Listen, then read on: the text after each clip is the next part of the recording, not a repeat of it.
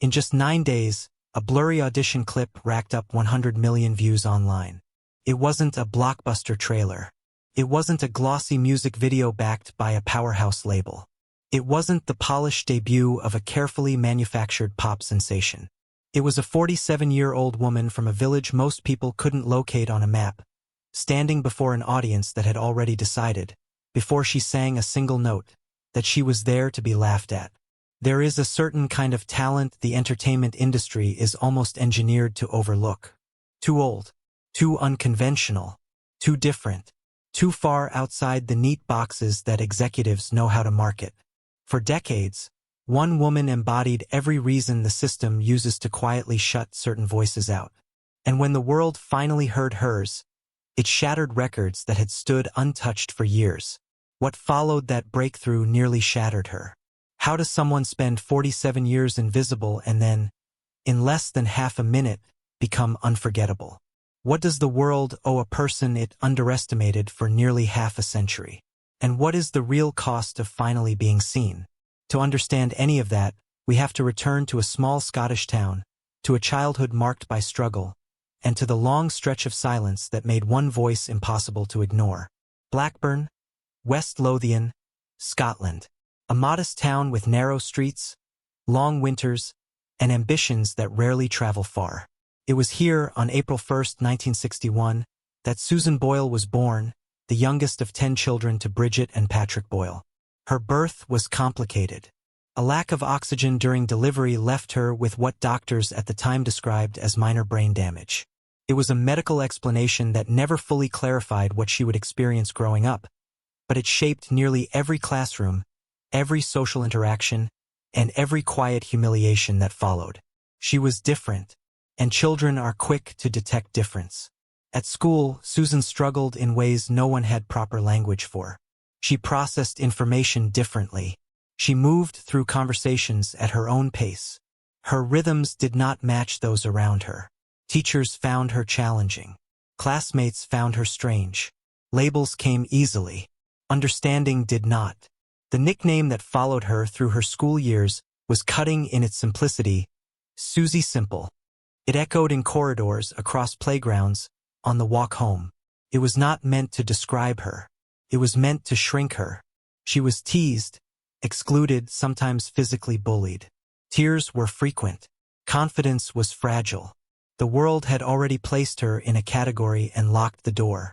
2 things kept her from disappearing into that cruelty. The first was music. From an early age, Susan could sing. Not adequately, not casually, but beautifully. Her voice seemed untouched by the struggles that defined the rest of her life. Clear, resonant, certain. It was as though the confusion that clouded other areas of her world simply did not apply when she opened her mouth. She sang in church. She sang at home. She sang alone in her small bedroom in the council house in Blackburn, the sound filling the quiet spaces like a companion. Music did not mock her. It did not categorize her. It accepted her exactly as she was.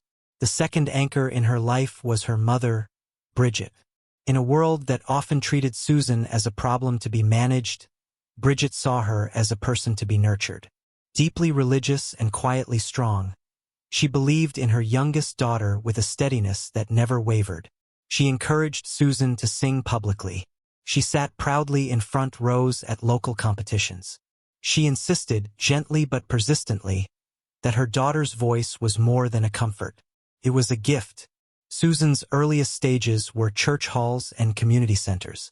Small pub events where patrons were more focused on their drinks than on the singer at the microphone. She entered local contests. Sometimes she placed well. Often she didn't. For brief moments, applause allowed her to imagine something larger than Blackburn. But imagining and achieving are separated by a wide and unforgiving gap. In her 20s and 30s, Susan attempted to move beyond her hometown.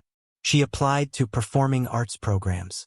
In 1999, she recorded a demo and submitted it to a competition organized by a Scottish charity.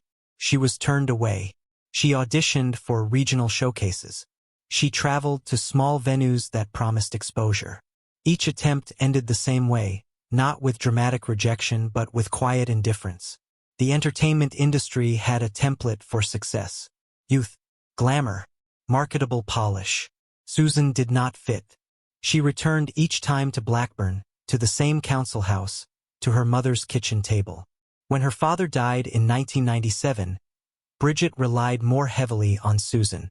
With no partner, no children, and no steady professional path, Susan became her mother's primary support. While the world beyond Scotland raced forward, she remained in place, caring for the woman who had believed in her when few others had.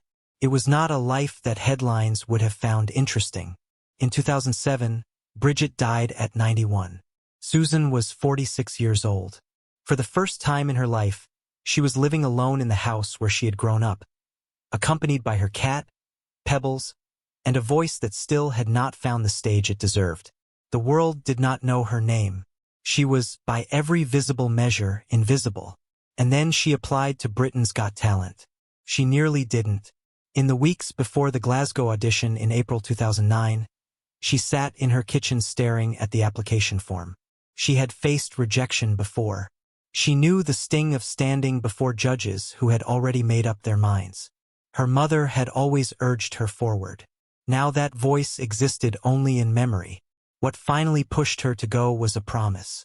She had told Bridget she would try. Not that she would win. Not that she would be famous. Just that she would try.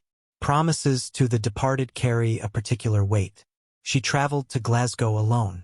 Backstage, the atmosphere buzzed with nervous excitement. Younger contestants practiced choreography. Singers warmed up with scales. Crew members moved briskly with clipboards and headsets. Susan stood among them in a gold lace dress she had purchased for the occasion, clutching her handbag, smiling openly at strangers. Most barely noticed her. During her pre-audition interview, she told producers she was 47. She lived alone with her cat. She had never been kissed. She wanted to be a professional singer, as successful as Elaine Page. She spoke without irony, without embarrassment, without recognizing that the narrative forming around her cast her as comic relief. When she walked onto the stage, the reaction was immediate. The audience assessed her in seconds. There were chuckles, raised eyebrows, exchanged glances. The judges, Amanda Holden, Piers Morgan, and Simon Cowell, wore expressions of polite skepticism. She announced she would sing "I Dreamed a Dream" from Les Miserables. More laughter. The music began. She sang. What happened next has been replayed millions of times, yet the footage never quite captures the shift in the room. It was not only that her voice was powerful. It was that an entire audience realized, almost simultaneously, how wrong they had been.